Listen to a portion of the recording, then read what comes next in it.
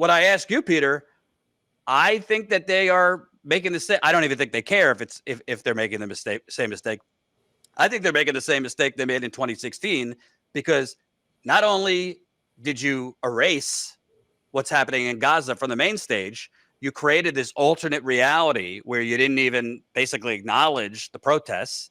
You wouldn't even let an elected Palestinian, and there were several offered on stage. You think these people are going to forget that? I don't. They're not only not going to forget it, but this, I think, is going to be a lot different than 2016. I think that there is a solidification of a mass exodus outside of the Democratic Party, a mass exodus outside of the two-party system, because I think one of the only things, if not the only thing that's really holding the GOP together is Trump. I think that there are a lot of people who just simply want out from this completely broken economic and political system. You can't look at what happened, on the street, for example. And I got to tell you, as somebody who, I have a lot of progressive values, but I'm also very libertarian in a lot of ways. I cannot listen to an officer say you can't burn a flag. Like, oh, are you fucking insane? Like, the idea that this, and you got Trump doing his little thing at the podium now saying, if you totally burn an American flag, you're going to prison for a year. These people are insane. They literally are telling you, we're going to erode your constitutional rights, and they're doing it in real time. They're just doing it in real time. They don't care, because no one's making a big enough deal about it. And there is sort of this... Well, it's not just that. They're literally making it up as they go along. They're saying to the media, and by the way, that wasn't like the CNN reporters in the trenches out there. It was John for us, Ford Fisher, mostly independent people. The CNN people were inside the Broadway theater. But they're just making it up. Media, either leave or you're part of the protest. That's not how freedom of the press works. Oh, we're going to take your credentials if you don't stop shooting, meaning we want to be able to do whatever we want without cameras on it, meaning we want to crack skulls without it being broadcast. So they're just making it up as they go. But to me, it's kind of this arrogance and also this disconnect from reality, because in 2016, Trump was new and they just couldn't comprehend that this guy could win. They didn't realize that there was such a significant underpolling of Trump support. So they basically, erased the Bernie movement, disregarded youth voters. They shifted right in choosing Tim Kaine as vice president. In a way, they corrected that. I think Walz was the best choice of not a lot of great options. But this Gaza movement, I mean, just look at Michigan.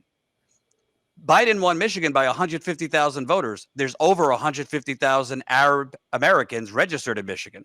If you lose 40 to 50% of those Arab Americans, along with less turnout among black men, which right now there is less turnout among black men for Democrats in Michigan, less turnout among young people. Right now there is less turnout among young people. She's going to lose Michigan. If you lose Michigan, she basically has to be perfect. She's got to win Wisconsin, Pennsylvania, Georgia, and a whole lot of other states that it's not a slam dunk. So to me, when I just see this complete erasure, and I know it's hard, folks, it's hard not to get duped, because you watch this program, 3 days of programming, and you got John Legend, and although she didn't play, you got Beyonce's song blaring. You got Oprah out there, and Oprah is a charismatic figure, and it sounds great when she talks. And you got Stevie Wonder's on stage, and it all feels good, and it all looks good, and you got great vibes and themes, and it almost seems like they care about you. So disingenuous. It's so disingenuous. I watched it for like 30 minutes. One of the only reasons is because I saw Maxwell Frost go on. Oof, that was tough. That was tough. It's not real. This is just a show. Like, there's no policy. There's no actual emphasis on what really needs to be done to make any real changes. And I think that that's a very good segue into the significance of what Chris Cuomo actually did on the convention floor, which initially I didn't fully understand until I really listened to it. I'm like, oh, okay. So now, you see, as far as I could tell, I think Cuomo simply has an axe to grind. Like, this is a guy who... Wait, don't segue into him yet. I'm not done with this part. Okay. I'll get to him.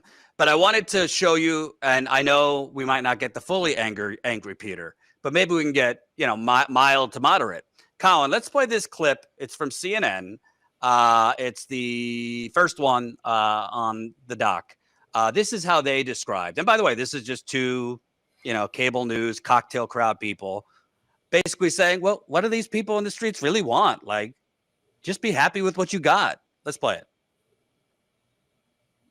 Let's start with how Harris kind of navigated this at the DNC, which is to say they didn't broke any of it. And in fact, when Susan Rice was talking with my colleague Jake Tapper about the uncommitted faction, they were delegates who were uncommitted to initially Biden, but also Harris. And she basically said, okay, it's a little bit rich that people who are not committing to Harris want a piece of the stage at her convention. But it seemed very clear to me they wanted to send a strong message that they were not sort of engaging in this really, while at the same time making sure that she took a tone in her own speech that was different from where Biden was on this. How did you look at all of that?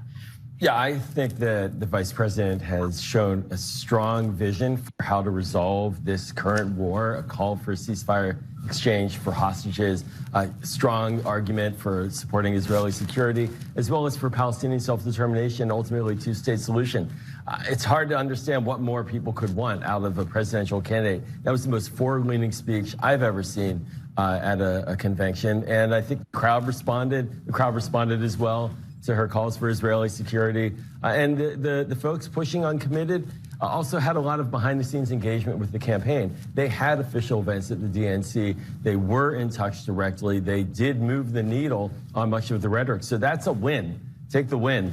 I'm not sure why they're not saying we support you, and now we're ready to do more. It seems like a little bit of an own goal, quite frankly. So let's be clear. Number one, what more could you want? Ask the suit who went to an Ivy college and clearly grew up probably on the North Shore, and wants you to understand that you got to accept having very little in life, and it's better than having nothing at all. You know what I mean? And the best part of that was a real improvement, or whatever he said, in the rhetoric. Like, these people, their whole prism in life, their whole prism in terms of success is change in tone, a change in the rhetoric. Well, I don't know. I'm a white Jew. I can't pretend to feel what the Arab Americans feel. A change in tone is not going to stop the bombs or the missiles or the deaths. Thoughts and prayers, Jordan. Thoughts and prayers might actually convince them to just drop a few less bombs, or, well, you gotta try anything. So I'm gonna let you respond, but I want to play, because again, we were one of the only media outlets that were even at this press conference. Because to be clear, most media did not want to be at this abandoned Harris press conference because they don't want to get in trouble. They don't want to get in trouble, meaning they don't want to get a little too close to an abandoned Harris group, because then if Harris loses, that media could be tarred and feathered. Well, you helped create this. Well, we're not going to play that game. They can't even acknowledge that it's going on. As far as they're concerned, they want to pass this off as just a fly-by-night thing. There isn't really any juice to this. So if you even give it coverage, you're giving credibility to it. And from the rich liberal masses, they can simply not have that pierce their perfect bubble. So we were one of the few media outlets that aired this press conference. We're not going to play the whole thing, but this is the kind of man that we're about to play that should have been on stage at the DNC. He was a delegate, elected delegate from Washington State, Arab American. Now you know why they didn't want Arab Americans on stage at the DNC. Let's take a look at some of that, Colin. And I came here from Washington State. I'm a lifetime Democrat who's abandoning Harris due to her unconditional support of Israeli Zionist regime who are committing genocide. The whole world is screaming, but makes no difference in Biden administration and his VP Kamala, who's the nominee for the Democratic Party as a presidential candidate. Just remember, we can watch the misery and suffering and dying of little babies underneath the rubble in our smartphone. They've been hiding from us for many years, but the day has been changed. The social media changed this world. The Barak media used to hide all the information from us. But thanks to social media, we can watch it in our handheld cell phone. There's not only 40,000 women and children died. There are another 145,000 buried under the rubble. They didn't even get a chance for the prayer. The world has to wake up, and America has to wake up. Listen, we cannot be part of genocide, of killing women and children and babies. Have some mercy, have some soul.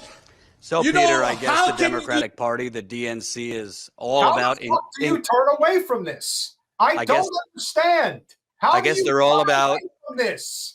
I guess they're all about inclusion and diversity if it fits their narrative or fundraising emails.